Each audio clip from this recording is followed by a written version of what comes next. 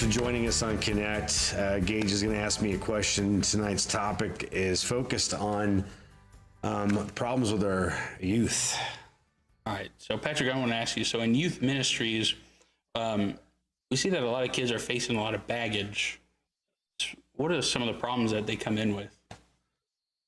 Well, that's an interesting question. That's a tough one, but I'm going to try to summarize what we're seeing now. Yeah. Okay, so kids always, let's say middle school, high school, even late elementary school, have always faced problems. I mean, no matter what generation we've ever been in, right?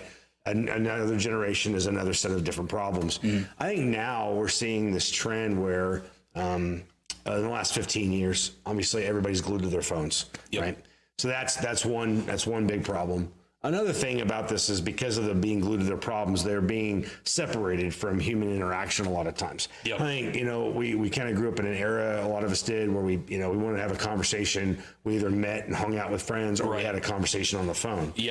All that now is texting. What does that do? It separates us from the ability to have human interaction. Right. And so then we were actually kind of looped into this dimension now where we hide behind our screens.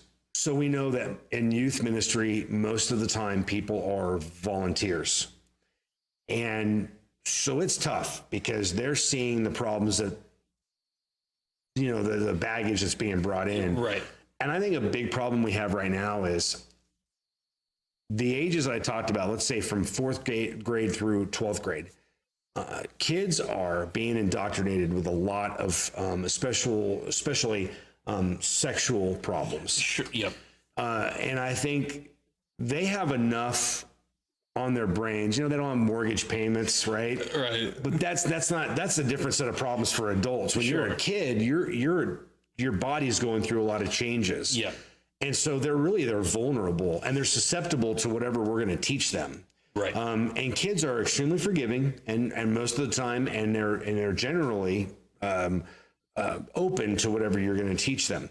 So now we're seeing this wave of indoctrination of telling kids it's okay to be gay, or it's okay to be, if you feel like you're a girl and you should be a boy. This is rampant throughout the United States and around the world, but in the United States and in our community that we happen to live in, this is becoming an ongoing problem.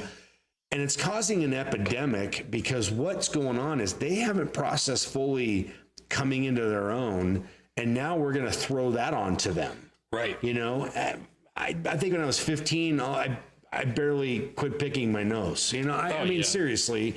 And then we're throwing all these heavyweight problems onto them.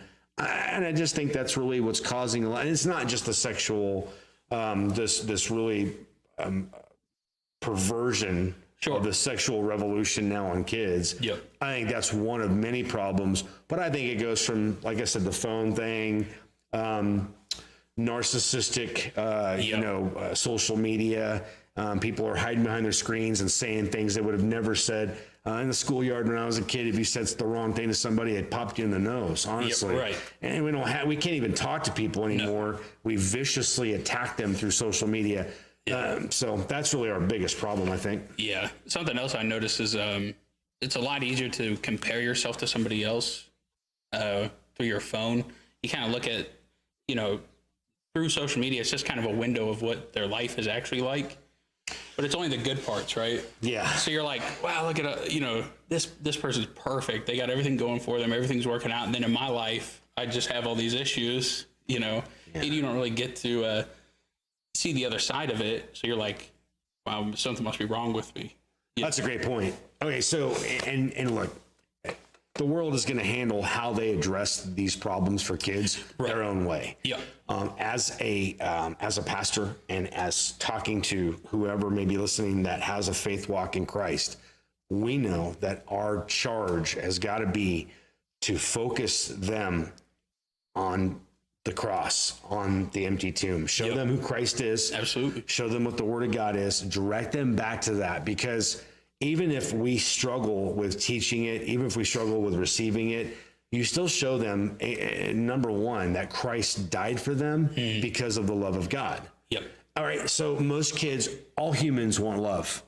They want to be loved. Right. Most kids are at a point now where they just want people to pay attention to them and love them. And we are at a point where we have this huge disconnect that we forgot how to love kids and how to truly show who they are Yep. through Christ, through the lens of the love of God. And I think that's where we got to get them back to. Because the biggest commandment that Christ was asked about, he said the first and most important commandment is to love God with all of your heart, mind, soul, strength. And the second is equally as important, to love your neighbor as yourself. It's Matthew 22. And when we teach that, you have a love for God, and then you're self-respecting and you're respectful and loving of others.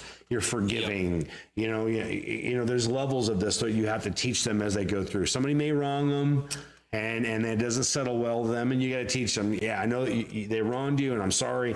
But you know what? God shows us to forgive and move forward, and you're better for it. Otherwise, they're starting to hang on to a lot of anger and hatred, and they don't know where to take it. Yep. I see that a lot of the division between, talking about our tribe, our youth program. That was some of the stuff they came up with was, a lot of kids at school kind of address it in a sense of anger.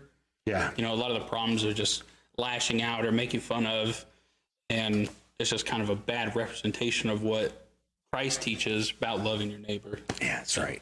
Well said. So Patrick, talking about all these issues, how do we address these? How do we help these kids through this stuff? Well, as I mentioned a moment ago about loving God first and then loving your neighbor as yourself, that's got to be something that we point them to directly.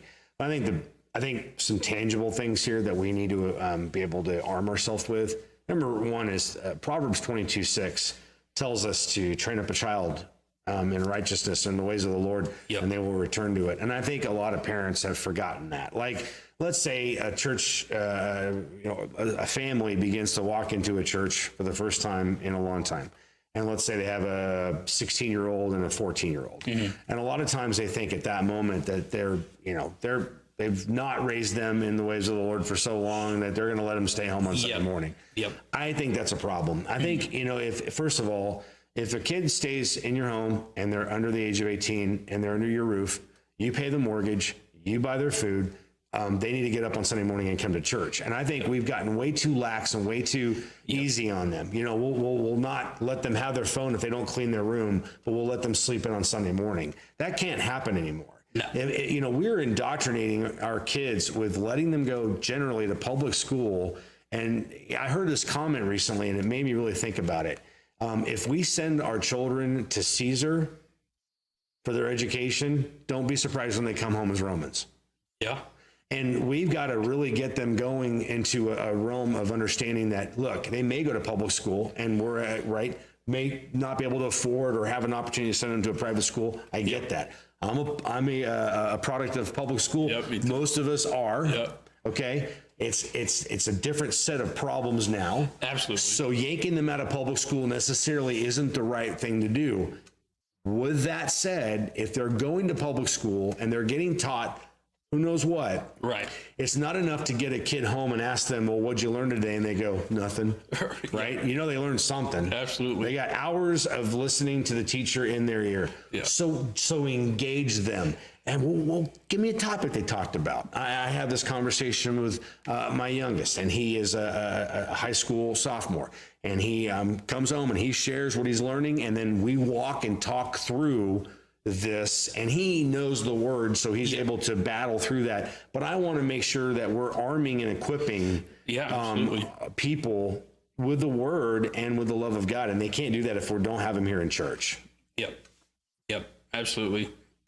So Patrick, through all this, how do we encourage parents? You're not without an end here. You've got something that you can ground them into with the truth and the love of God, and you can change your, the ways of doing things today. Right. I love the saying, tomorrow is the first day of the rest of your life, right? Yep. So start a new trend, start it new. And even if you haven't done it the way that you wish you would have all this time, start fresh. Yeah, absolutely. And I think that's where the parents just need to remember that God can heal families, relationships, marriages, the distinct difference and the distance we have between our children and the parent. Yep. You know, God can bring that together. So there's no magical way of doing this, but there is a fundamental way of beginning, and that is through God's love, Yep. bringing them into the church family, and prayerfully that's where a good start is. So, yeah. It's not a perfect way. There's no perfect way to try to fix the problems that we're facing. Sure. But there are ways that we can address it without just letting it run roughshod. Yeah, and through that equipping, like you said, equipping the kids. Yeah, absolutely. Yeah, thank you, Patrick. Yeah, thanks a lot, Gage. Appreciate you. Yeah.